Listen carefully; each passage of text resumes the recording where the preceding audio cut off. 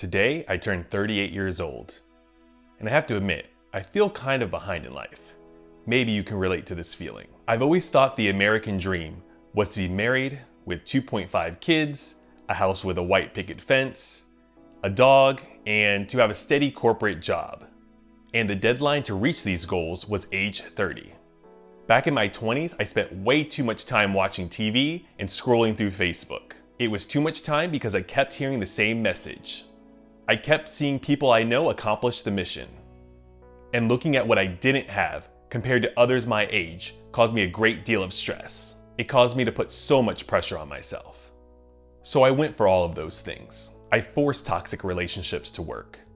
I sold my soul to move up a couple of rungs on the corporate ladder and got into credit card debt to purchase things I couldn't actually afford. But then I turned 30 and nothing happened.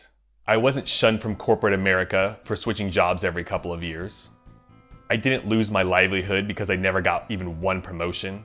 I still had a roof over my head. It wasn't a 3-bedroom, 2-bath, single-family home, but it did keep the rain from pouring on my head. And it provided the shelter I needed.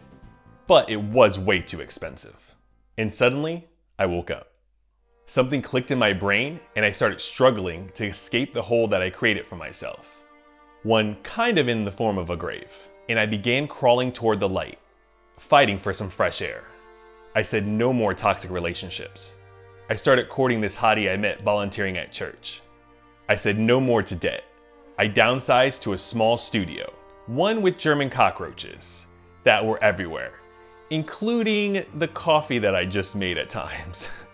That was right beside the railroad tracks, and that was apparently South Florida's most frequent train, that had an assigned parking spot that was right next to a dumpster in which a beer bottle bounced off the dumpster, ricocheted, and shattered my front car windshield.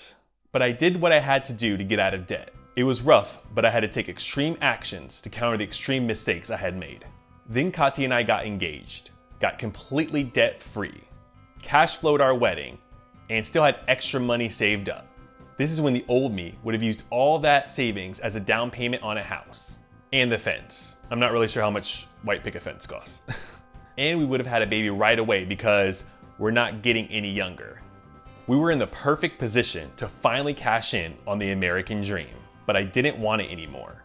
And thankfully we both decided that we didn't want it at the time. The doomsday clock had been destroyed. I was no longer rushing to achieve someone else's dream by an arbitrary deadline. So we decided to do something else. To go after our dreams of traveling the world. To try to create a YouTube business with the flexibility to work on whatever we wanted and be wherever we wanted to be. And no longer return or have to return to the shackles of corporate America. Today I turned 38 years old. And I have an incredible marriage. And together we've traveled to 24 different countries. But did we waste too much time? I mean, our YouTube channel makes about $1 a day. And I'm logging way more hours on this YouTube journey than I ever would have at a normal corporate job. Is it too late to start a family? I think we still have some years left in that window. Plus, Kati's 5 years younger than me, so I think that helps out. Will I pay the price for taking more than 2 years off from the corporate machine?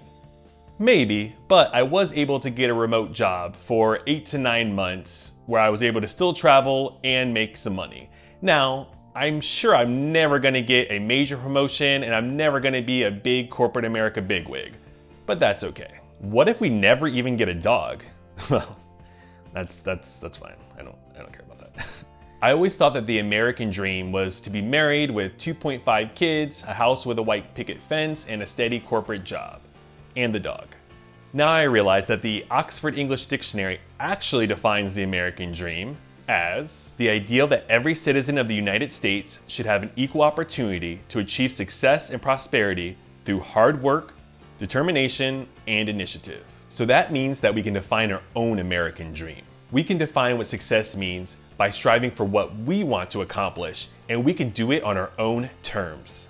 For me, success is having a healthy and positive marriage, getting out and seeing the world, and most importantly, to strive for at least, Jesus' top 2 commandments, which are to love the Lord your God with all your heart, soul, and mind, and to love your neighbor as yourself. And I gotta say, I'm pretty happy with my progress in all of those areas. So if you're feeling behind in life, don't worry, it's okay.